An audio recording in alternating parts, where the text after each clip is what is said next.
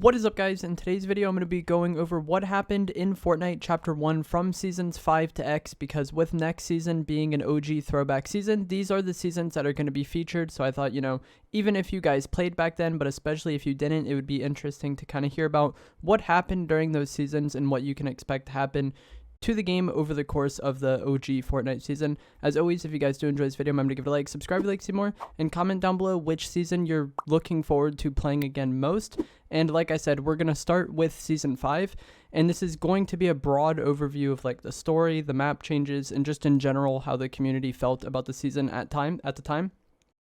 If you want like more specific videos about the storyline, they're out there, but it would be hard to make this and have it not be like, an hour long if I went over everything. And then also, as far as weapons go, I think I'm going to make another video talking about what weapons you should expect next season, just because I think the structure of this video and the structure of that video will just be a bit different. Again, I don't want the video to be like incredibly long. We're going to start with Season 5 because that should be the first season we're going back to. And leading up to this season, we had the rocket launch event in Season 4, which caused like a rift on the island and also like through reality and time. And this brought in like the desert biome. This was the first ever like huge biome change we had in Fortnite, to my memory. We had this huge desert biome that came in on the bottom right corner of the map. This brought like Paradise Palms, Westworld, the desert racetrack. Huge change to the map. It redid that entire corner. We also got Lazy Links, which was a golf course that replaced Anarchy Acres, and not only did it replace the POI, but it kind of replaced the area around it.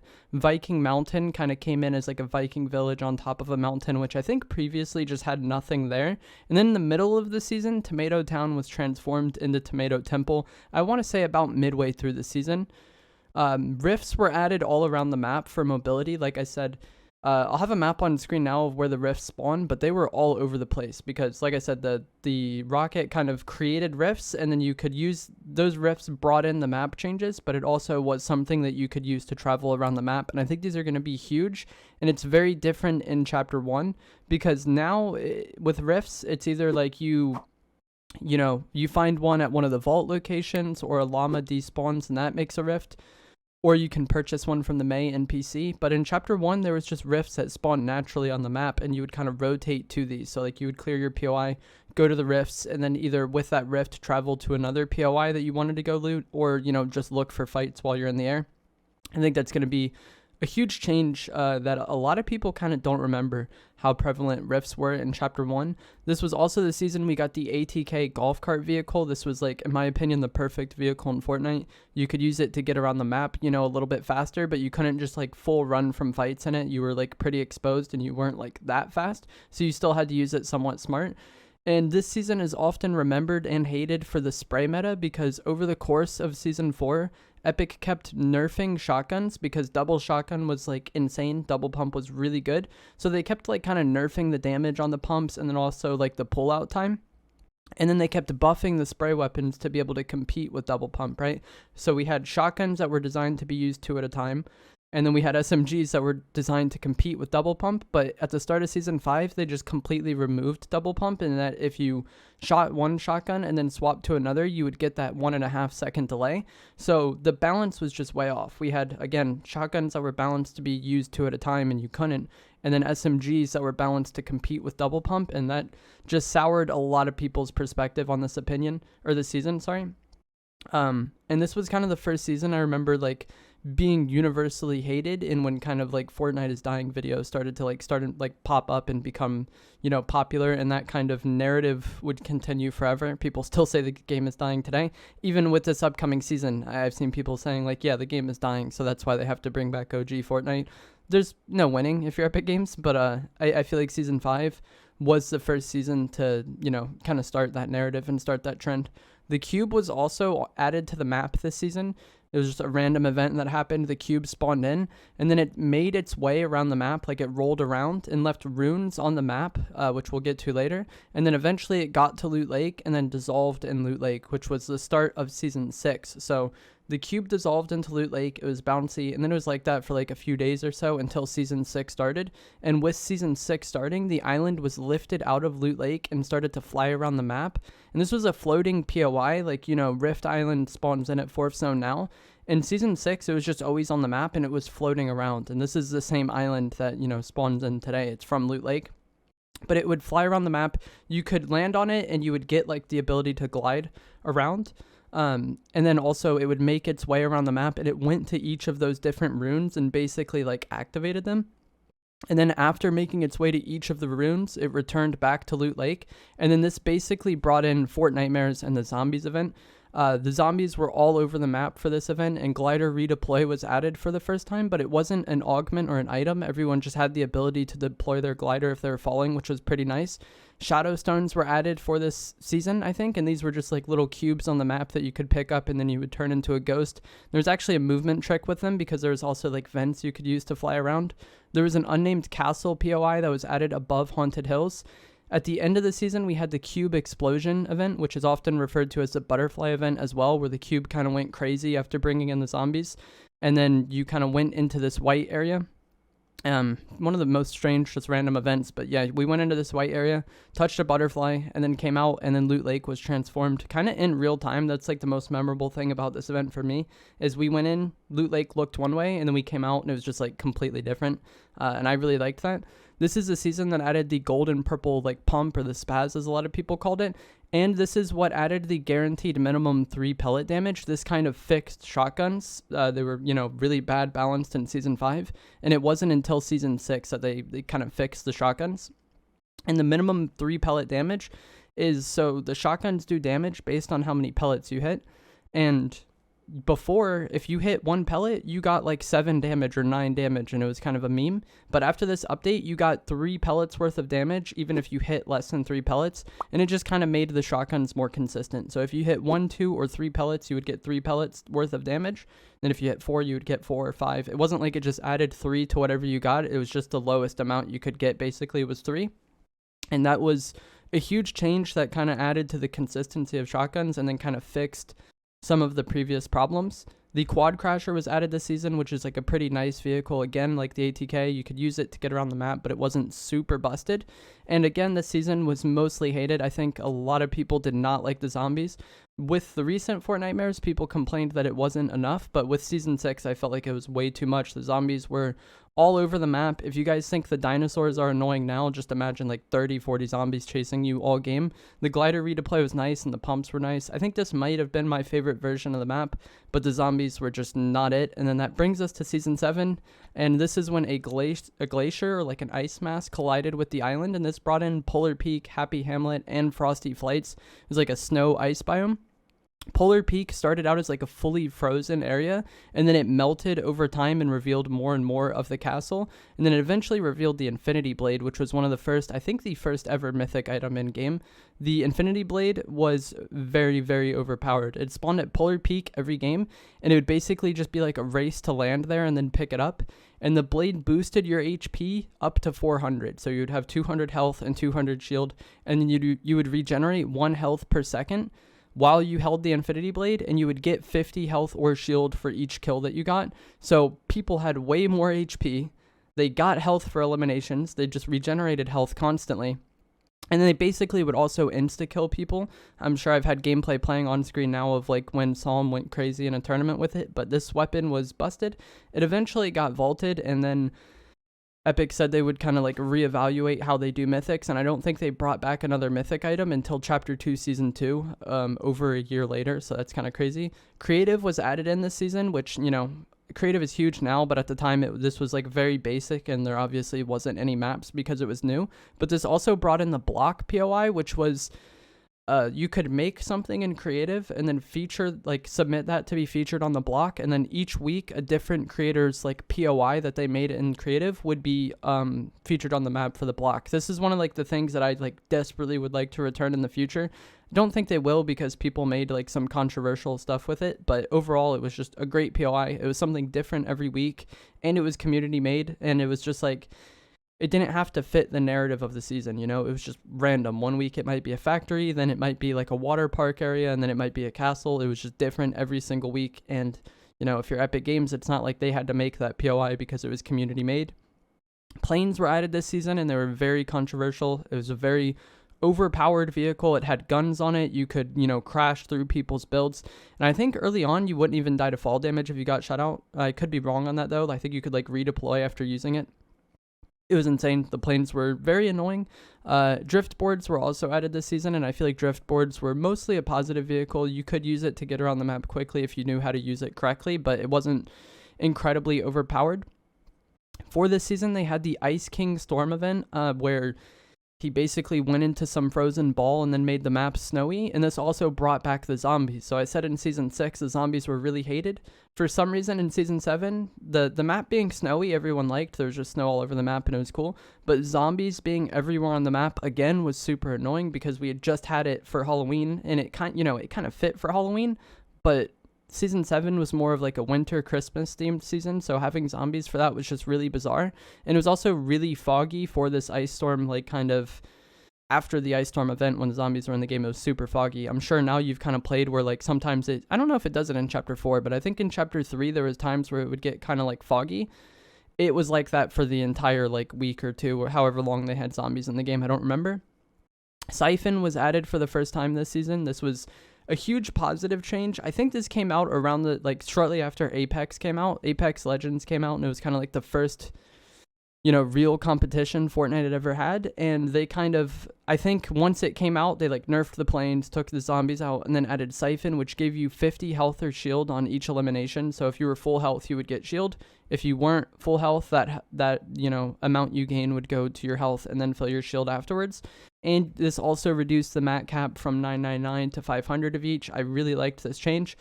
This was, one of the best times to play the game, I think. I think Siphon was probably, if I had to rank the Fortnite updates, Siphon might be the best update they ever did in the game. I think it was incredible, and it will get to, the controversy later when they removed it. And then they also did overtime challenges to unlock the Season 8 Battle Pass for free.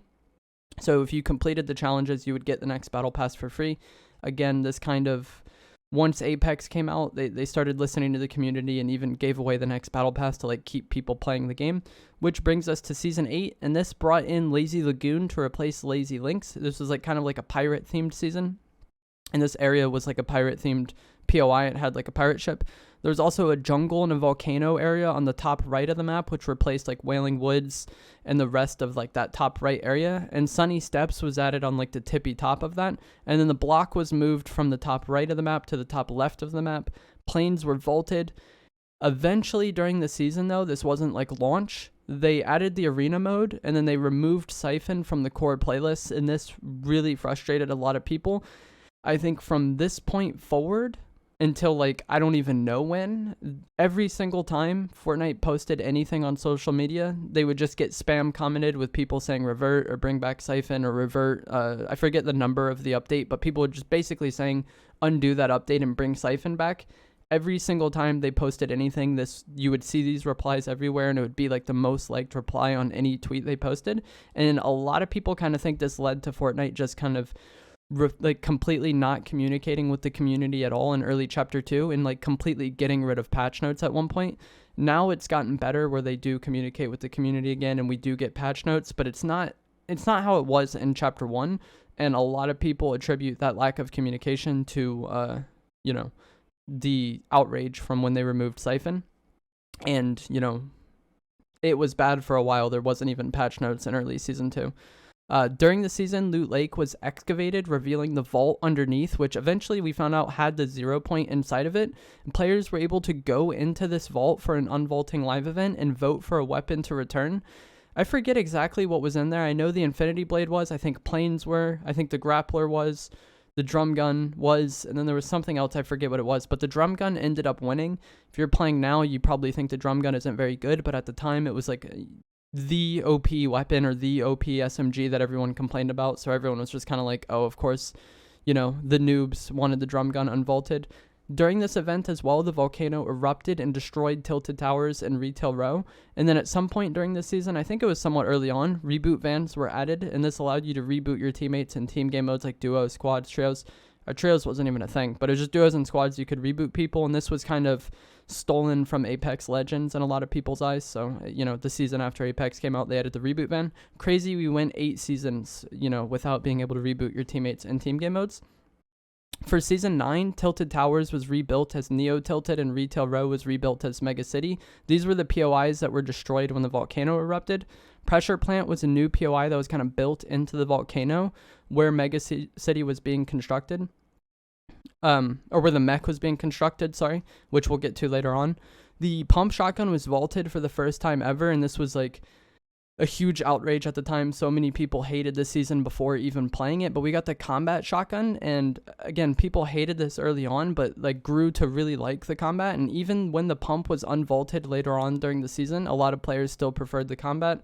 If you played in Chapter 4, you're probably like, there's no way people like the combat, the gun is terrible. But the version of it that we had in Chapter 4 was very nerfed compared to the version of it that we had in Chapter 1.